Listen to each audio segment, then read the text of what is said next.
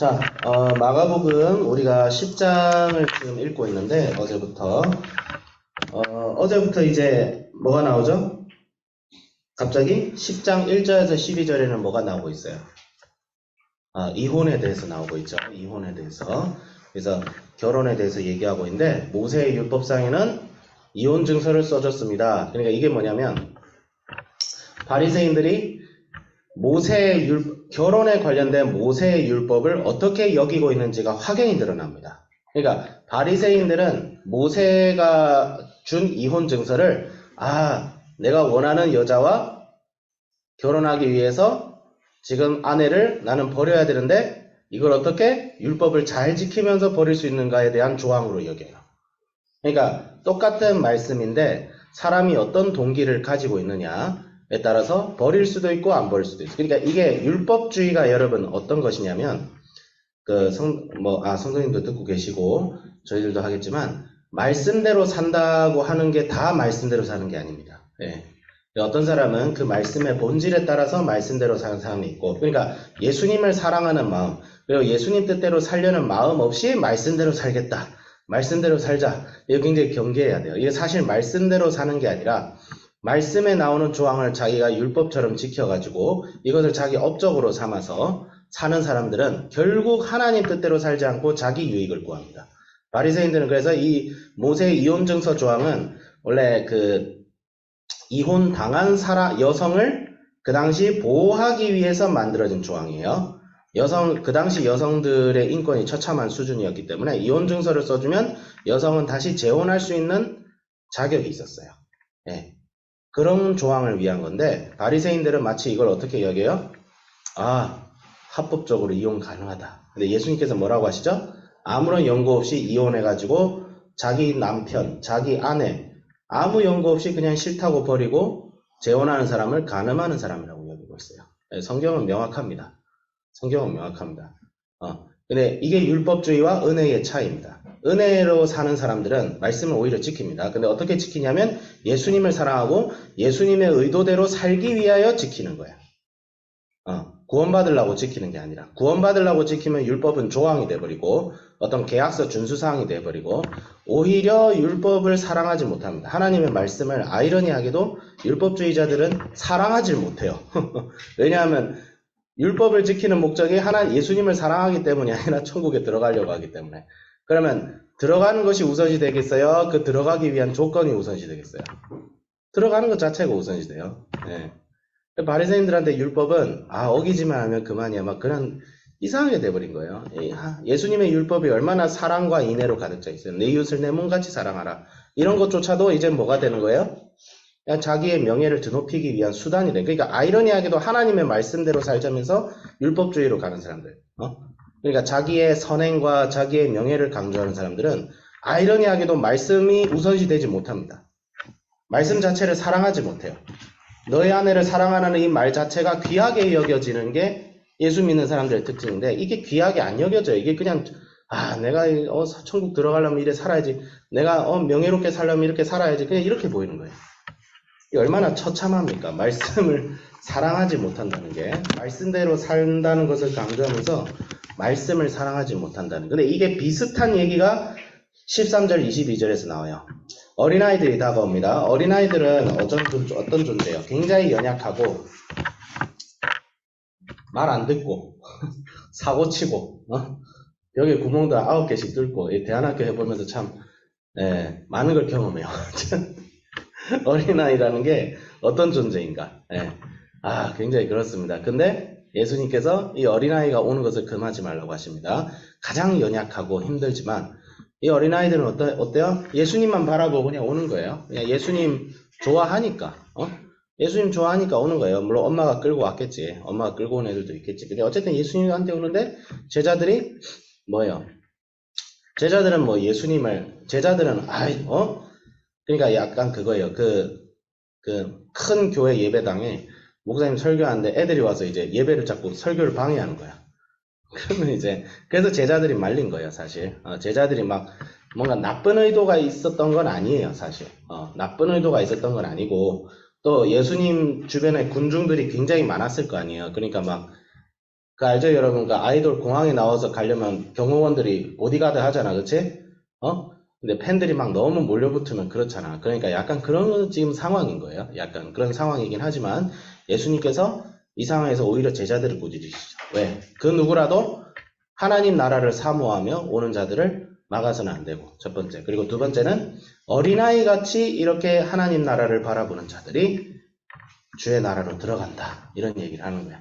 여기서 하나님 나라를 뭐 죽어서 들어가는 천국이다. 이렇게 봐도 되겠죠. 이렇게 봐도 되겠지만 가장 근본적으로는 하나님과 동행하는 삶. 하나님과 동행하는 삶. 그로 인해 새로 살게 되는 삶 자체를 모두 포함하는 것이 하나님 나라예요. 네. 네, 목이 좀 그러네요. 네. 그렇기 때문에 그렇게 하는 거고, 그 다음에 이제 부자 청년 에피소드가 나옵니다. 굉장히 유명하죠. 부자 청년 에피소드를 가지고 이제 이 한 사람이 딱 다가가서 한 질문 자체가 이미 거슬립니다. 뭐라고 하죠? 선한 선생님이여, 내가 무엇을 하여야 영생을 얻으리까? 갑자기 이렇게 얘기해요. 갑자기. 이미 질문 자체가 틀렸죠? 예, 질문 자체가 우리 입장에서 보면 틀렸습니다. 근데 어쨌든 예수님께서 이 청년을 꾸짖거나 하지 않으시고 뭐라고 하세요? 선한 선생이 어디 있느냐? 하나님 한 분 이외에 선한 이가 없다라고 하는데, 여러분 예수님 선해요, 선하지 않아요? 예수님 죄 있어요, 없어요? 예수님은 죄가 없으신 분이에요. 근데 왜 자기를 선하다고 부르지 말라고 했을까? 여기 이미 힌트가 있어요. 뭐냐면 선한 일을 해서 천국에 가는 것이 아니라는 거예요. 이미 여기서 밑밥 깔아놨어요. 아주 제대로 깔아놨어요. 선한 일을 해서 천국 가는 거 아니라는 거예요. 예. 그러니까 하나님께서는 자기의 선함조차도 부정하십니다. 하나님 앞에서. 그러니까 예수님이 하나님 앞에서 자신이 내가 얼마나 선하게 열심히 살았는지를 그냥 부정하세요. 나를 그렇게 부르지 마라. 그러니까 이걸 보면서 뭘 느껴요? 아니, 예수님께서도 하나님 앞에서 자기를 부인하시는데 우리는 이렇게 되는 거예요. 그러니까 자기를 부인하고 예수님만 바라보며 나아가는 자, 그게 믿음이에요. 그게 믿음. 자기를 부인해야 돼요. 나는 교회에서 새벽 예배 맨날 드리고 말씀도 읽고 저 전도사고 저 목사고 다 필요 없습니다. 어린아이 같이 예수님만 바라보지 않으면 아무리 말씀을 잘 읽고 말씀에 통달하고 새벽 예배 아무리 다니고 교회에서 봉사활동 아무리 해도 다 헛소리다. 다 헛수고다. 다 헛수고다. 뭐 지옥 간다 이런 얘기가 아니라 예수님 앞에서 정말 큰 자는 그런 자가 아니라는 거죠. 그래서 이제 부자 청년이 그래 얘기하니까 계명을 지켜라. 예수님께서 지금 시험하시는 거예요. 네가 계명 알지? 그러면서 간음하지 마라, 도둑질하지 마라. 이게 뭐냐면 5계명부터 10계명. 그러니까 이웃을 사랑하라는 계명이에요.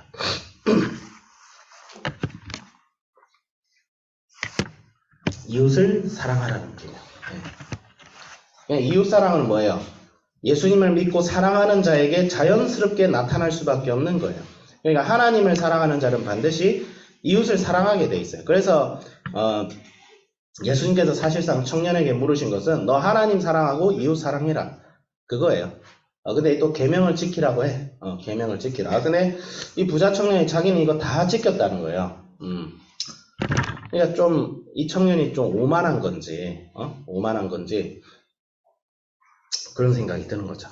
그래서 예수님께서 그를 보시고 그래도 사랑하셨다. 이 청년을 사랑하는 거예요.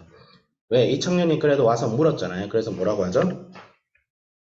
네게 있는 것을 다 팔아서 가난한 자들에게 주고 너는 나를 따를지라. 이렇게 얘기를 해요.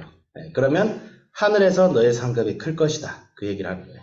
그러니까 부자 청년이 근심을 하면서 갑니다. 이러고 이야기가 끝나는데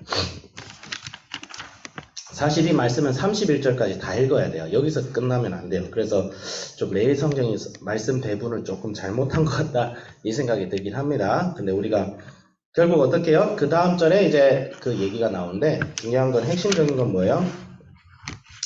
핵심적인 건 하나님 나라에 들어간다는 것은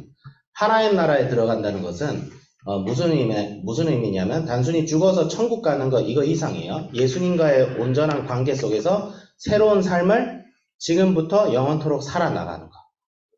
하나님 나라는 예수 믿는 사람들의 공동체가 되어서 서로를 사랑하고 나아가는 것인데 거기에 속해서 하나님과 함께 동행하며 영원토록 살아가는 사람들의 특징은 뭐냐면 단순히 자기의 선행을 강조하지 않습니다. 내가 얼마나 말씀 생활 열심히 하고 내가 얼마나 새벽 기도 가고 내가 20년 30년 교회 생활했고 그거 다 필요 없다는 거예요. 그러니까 신앙을 교회에서 살아오면서 배워온 노하우하고 교체가 되면 안 돼요. 내가 교회에서 이렇게 해왔어. 그게 아니에요. 말씀으로 돌아가야 돼요. 겸손하게 말씀으로 돌아와서 예수님께 온전히 배우고 예수님께 온전히 나아가려 하는 사람들이 하나님 나라에 합당한 사람이라는 거죠. 어린아이 같이. 그래서 오늘날 교회 생활 한 20년, 30년 하고 그 다음에 예배를 드린다고 하는데 조심해야 돼요. 말씀 없이 교회 생활 열심히 하면 부자 청년처럼 자기가 뭔지도 몰라요. 근데 자신의 자아를 부인하고 여러분들처럼 뭐예요? 스마트폰 포기하고 대단하죠. 여러분들 우리 선생님이나 저나 여러분이나 지금도 똑같아요. 어린아이 같이 예수님을 사모하고 하나님 나라를 기대하고 그 다음에 예수님께서 온전히 내 삶을 어떻게 이끌어 가실지 그냥 맡기고 책임감을 가지고 인생을 열심히 살아가는 거 그거 좋은 거죠. 그거 좋은 건데 그것이 그 이전에 뭐가 있어야 돼요? 예수님이 내 인생의 주권을 가지고 이끄신다. 예수님이 내 인생의 주인이 되셔서 내 삶을 머리부터 발끝까지 이끌고 계신다. 그걸 인정하고 맡기면 돼요. 맡기면 예수님만이 하실 수 있는 일들이 여러분 인생 속에 반드시 일어납니다. 일어나야 믿음이 생기는 거죠. 그거 없이 그냥 예수님 믿어. 네, 믿어. 그거 가지고는 예수님 안 믿겨져요.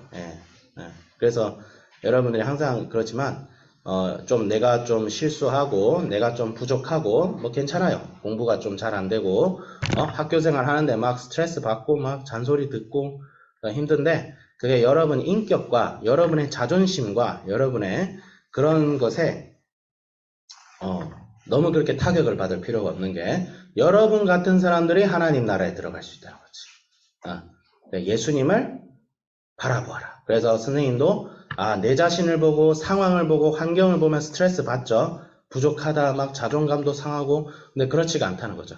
그런 상황 속에서도 하나님의 시선으로 하나님께서 지금 이 순간을 어떻게 보느냐를 생각하고 그래서 예수님 앞에서 항상 위로를 얻고 응원을 얻고 부자 청년처럼 내가 뭘 해야 될까 이런 것이 아니라 하나님의 일을 뭐라고 했죠? 예수님이 그분을 믿는 것이다 라는 거예요. 그분을 신뢰하고 가는 거예요.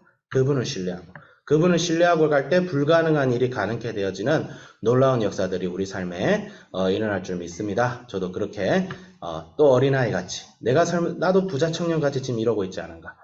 전도사 좀 됐다고. 전도사가 될수록 조심해야 되는 것 같아요. 정말 이 말씀 보면서 많은 걸 느낍니다. 그렇게 해야겠다라고 적용했습니다. 자, 기도하겠습니다.